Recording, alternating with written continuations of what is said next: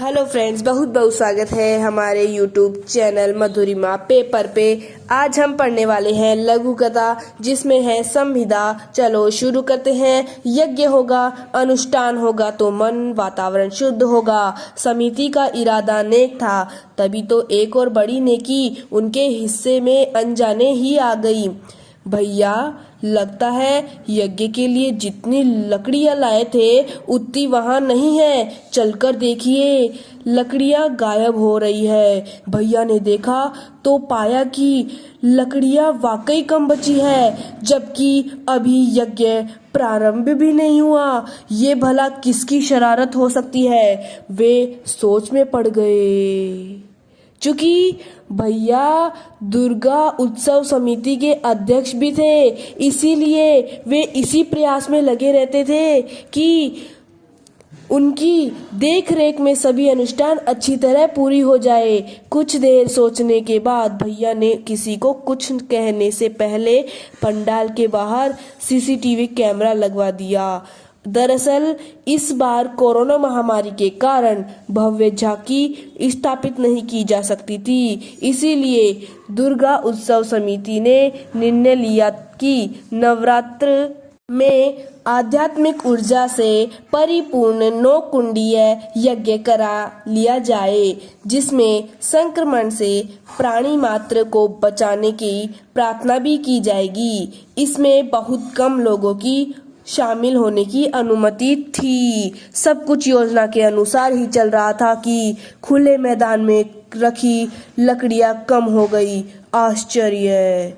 भला ऐसी महामारी के दौर में जब लोग अनजान वस्तु को छूने से भी भयभीत हो रहे हो, तब अनुष्ठान की लकड़ियां कौन ले जाएगा? यह प्रश्न सबके मस्तिष्क में क्रोधने लगा। सबने तय किया कि थोड़ी बहुत लकड़ियां गायब हो जाने के लिए क्या शिकायत दर्ज कराएं।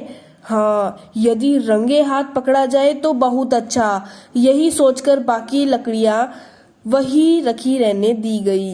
अगले दिन सीसीटीवी कैमरे देखे तो सभी हतप्रभ हो गए। एक वृद्धा कपकपाते हाथों से बोरी में लकड़ियां भरकर ले जा रही थी। फुटेज देखने के बाद सभी एक दूसरे का मुंह ताकने लगे। ये बुजुर्ग अम्मा तो अक्सर ही मोहल्ले में घूमती दिख जाती है। पहचान होते ही भैया साथियों के साथ उस वृद्धा की झुग्गी में पहुंच गए। देखा तो झुर्रीदार चेहरा और चित्त कबरे बालों पर जमे राख के कण लिए वृद्धा फूकनी से फूक फूक कर चूल्हे पर रोटियां बना रही है। सामने बैठे 2 बच्चों को खाना खा रहे थे।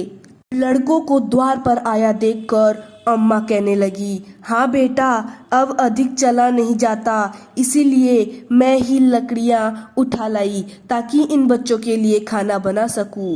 भगवान तुम लोगों का अनुष्ठान सफल करे, तथास्तु।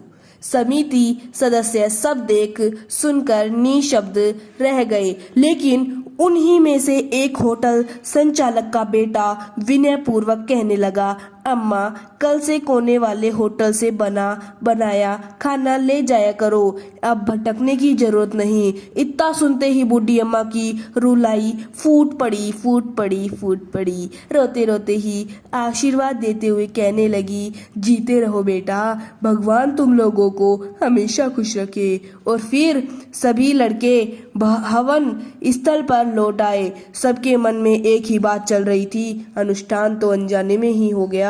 कैसा लगा आपको मधुरिमा पेपर? चैनल पे आके हमें कमेंट करके जरूर बताएं।